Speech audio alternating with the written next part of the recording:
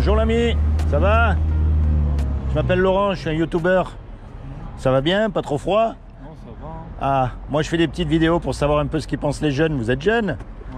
Bon, parce qu'aujourd'hui on nous parle de tout et de rien, mais il y a un sujet on nous parle pas. C'est qu'un jour ou l'autre, vous et moi, on va mourir. Oui. Eh oui, mais quand c'est que vous allez mourir, vous? On ne sait pas. On sait pas.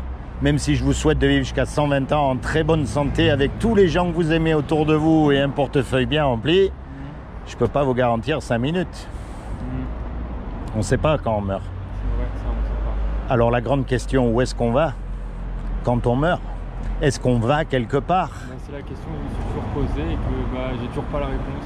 Ah, d'accord. Alors c'est peut-être pas un accident que je vous rencontre. Vous voyez? Je sais pas en fait. En fait, je vous explique. Quand on meurt, on va être jugé par rapport au bien, au mal qu'on a fait. Donc la grande question à se poser, c'est de savoir comment est-ce qu'on sait si on fait du bien ou si on fait du mal. Parce que vous avez remarqué, dans certaines sociétés, le bien, c'est pas le même bien que dans d'autres sociétés. C'est vrai. Pour certains hommes, le bien, c'est pas le même bien que pour d'autres hommes. Si on doit être jugé par rapport au bien, au mal qu'on a fait et que le jugement soit équitable, il faut qu'il y ait une loi pareille pour tout le monde. Eh bien, cette loi-là, ce sont les 10 commandements. Vous connaissez les 10 commandements? Non, Alors, on va voir comment vous allez faire. Il y a un commandement, il dit, tu ne mentiras pas. Est-ce que vous avez déjà menti? oui. Comment on appelle quelqu'un qui a menti? Un menteur. Il y a un commandement, il dit, tu ne voleras pas. Est-ce que vous avez déjà pris quelque chose qui n'est pas à vous? Oui. Peu importe la valeur. Oui. Comment on appelle quelqu'un qui fait ça? Un voleur. Un voleur. Il y a un commandement, il dit, tu honoreras toujours tes parents. Est-ce que vous avez toujours honoré vos parents? Oui. Oui. Est-ce que vous leur avez toujours obéi? Non. Est-ce que vous pensez que désobéir à ses parents, c'est les honorer? Non. Bien sûr que non, voyez. Ça, c'est la loi morale parfaite. La loi morale parfaite. Imaginez un monde où personne ne mente, où personne ne vole, où tout le monde respecte tout le monde. Vous voyez ce que je veux dire? C'est le paradis. On va être jugé par rapport à cette loi-là. Et le problème, c'est que vous, comme moi, on a cassé cette loi, on l'a transgressée. Quel est l'homme qui pourrait dire qu'il n'a jamais menti? Personne. Vous croyez que le pape pourrait dire qu'il n'a jamais menti? Non. Ou que l'imam, ou que le rabbin? Personne. Voyez? Et ça, c'est la loi parfaite.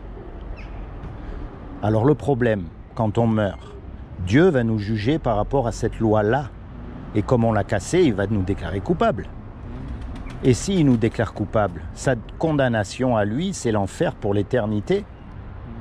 Et ça, c'est terrible. De savoir que vous et moi, là, si on meurt tout de suite, on risque de partir en enfer. Vous croyez en Dieu au moins? Non, pas trop. Vous croyez pas en Dieu? Très bien. Pourtant, c'est très facile de prouver que Dieu existe. Par contre, il est impossible de prouver qu'il n'existe pas. Vous savez, le piège dans lequel il ne faut pas tomber, c'est qu'il ne faut pas mélanger Dieu avec la religion. La religion, quelle qu'elle soit, ce sont des hommes qui se sont autoproclamés représentants de Dieu sur terre pour dominer sur les autres hommes. Toutes les religions, voyez? Mais maintenant, regardez votre téléphone. Je vais vous poser une question. Quelle est la preuve qu'il y a quelqu'un qui a fabriqué ce téléphone? C'est le téléphone lui-même. Maintenant, comment il a fait, les matériaux qu'il a utilisés, le nombre de personnes... Ça, c'est une autre question. Mais puisqu'il y a un téléphone, vous savez qu'il y a quelqu'un qui a créé ce téléphone. Eh bien, regardez. Regardez autour de vous. Puisqu'il y a une création, des arbres, des dauphins, des planètes, un soleil, il y a forcément une intelligence derrière. En plus, tout est réglé comme une horloge. Le soleil, il ne se transformera jamais en lune. Une girafe, elle ne se transformera jamais en mouette. Vous voyez, tout est... Donc il faut forcément qu'il y ait une intelligence derrière toute cette création. Eh bien, c'est cette intelligence-là que l'on appelle Dieu. C'est aussi simple que ça, vous savez. Il ne faut pas rentrer dans la religion. Puisqu'il y a une création, il y a un créateur. Et ce créateur, il a fait des lois. Et cette loi, vous avez remarqué qu'elle est écrite dans votre cœur? Parce que quand vous mentez, vous savez que vous avez menti. Quand vous volez quelque chose, vous savez que c'est pas bien. C'est écrit dans notre cœur, donc on n'a aucune excuse. Mais maintenant, je vais vous dire une chose. Ça, c'est la mauvaise nouvelle. C'est ce qu'on mérite tous. Mais heureusement qu'il y a une bonne nouvelle dans l'histoire. C'est que un créateur, ça aime ce que ça crée. Un musicien, il aime sa musique. Un cuisinier, il aime les petits plats qu'il fait. Donc Dieu qui nous a créés, il nous aime. Et quelqu'un qui nous aime, il ne veut pas nous envoyer en enfer. C'est pas logique. Donc il a fait quelque chose pour que vous et moi, malgré qu'on soit coupables, on puisse éviter son châtiment. Est-ce que vous savez ce qu'il a fait? Vous voulez savoir quand même? Hein? Alors je vais vous dire, comme il a trouvé aucun homme de parfait sur la terre, aucun, pas un, ni le pape, ni le rabbin, ni l'imam, ni qui vous voulez, eh bien ce qu'il a fait, c'est qu'il est venu lui-même sur terre et il s'est habillé avec un corps. Il a pris une forme humaine qui est Jésus. Et il a dit, quiconque, ça veut dire vous et moi, croit. Il n'a pas dit de faire, il a dit de croire que Jésus est le Fils de Dieu et qu'il est ressuscité des morts, il aura la vie éternelle à mes côtés. C'est aussi simple que ça, il suffit de croire.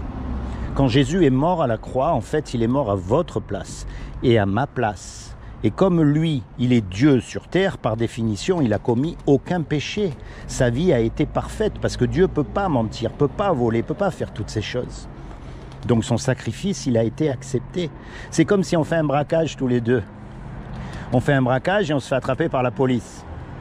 On passe devant le juge et le juge nous dit, voilà tous les deux, vous me donnez 50 000 € de caution chacun ou vous partez 50 ans en prison, on n'a pas les sous. Et on ne peut pas retourner en arrière pour effacer le mal qu'on a fait. Et on ne peut pas dire au juge non plus, monsieur le juge, vous êtes un bon juge, vous êtes miséricordieux, je vous demande pardon, je ne recommencerai pas. Ça ne marche pas. Et puis il y a un homme qui arrive, qu'on ne connaît même pas, et qui paye l'amende à notre place. Le juge, il est satisfait parce que l'amende, elle a été payée. Et nous, même si on est coupable, on est libéré. Eh bien, c'est exactement ce que Jésus a fait à la croix pour nous. Et tout ce que vous avez à faire maintenant, c'est de vous l'approprier pour vous, c'est-à-dire de dire, voilà, moi je suis un pécheur comme tout le monde.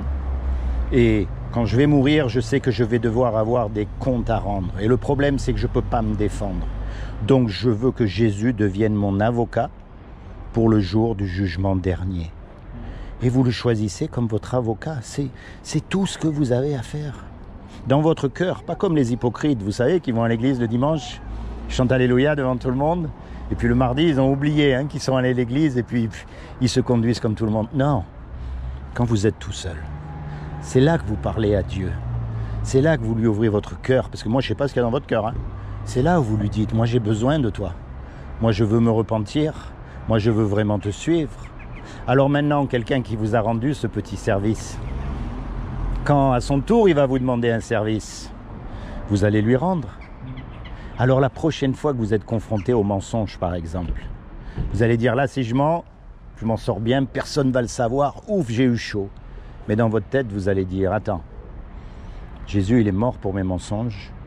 Il me donne le paradis gratuitement, j'ai rien à faire, c'est une grâce, je le mérite même pas. Je ne peux pas continuer à mentir. Ça serait comme si je lui crachais à la figure. Donc de moi-même, par conscience envers Dieu, je choisis de ne pas mentir. Voyez, et comme ça vous choisissez de faire les bonnes choses et vous rejetez de faire tout ce qu'il y a de mal. C'est ce qu'on appelle la repentance. Par conscience envers Dieu. C'est pas quelqu'un qui vous dit, c'est de vous-même. Voyez, c'est comment votre prénom? Clément, en plus, avec un prénom comme ça, hein? Sois béni Clément, d'accord? Je demande au Seigneur vraiment qu'il te bénisse, qu'il t'accorde le désir de ton cœur, qu'il se révèle à toi comme ton Sauveur et ton Seigneur, et plus que tout, qu'il te permette de rentrer dans ta destinée éternelle. Il n'y a rien de plus important que la mort, parce qu'on y va tous. D'accord? En souvenir, je vais te laisser un petit écrit, parce que tu sais, les paroles, on les oublie. Mais ça, c'est un petit livret, et puis c'est ma dernière question. Est-ce que tu sauterais d'un avion sans parachute? Oui, mon truc, il est là. Non. Bien sûr que non. Et pourtant, un jour tu vas sauter dans la mort. Est-ce qu'il n'y aurait pas un parachute pour sauter dans la mort qui puisse te garantir dès aujourd'hui que si tu meurs, tu vas rejoindre Dieu? Prends pas pour argent comptant tout ce que je t'ai dit. Mais quand tu es tout seul, cherche de toi-même. Cherche Dieu. Parce qu'il doit bien y avoir une raison pour laquelle on est ici. Tu comprends? C'est pas juste travailler, étudier, faire des enfants, mourir. Sinon la vie n'a aucun sens. Il doit y avoir quelque chose. Mais ça, mon ami, je peux pas te l'imposer. Cherche de tout ton cœur, de toutes tes forces, de toute ta pensée. Cherche Dieu de toi-même. D'accord? Sois béni, l'ami. Merci de m'avoir écouté. À un de ces quatre. Ciao, ciao.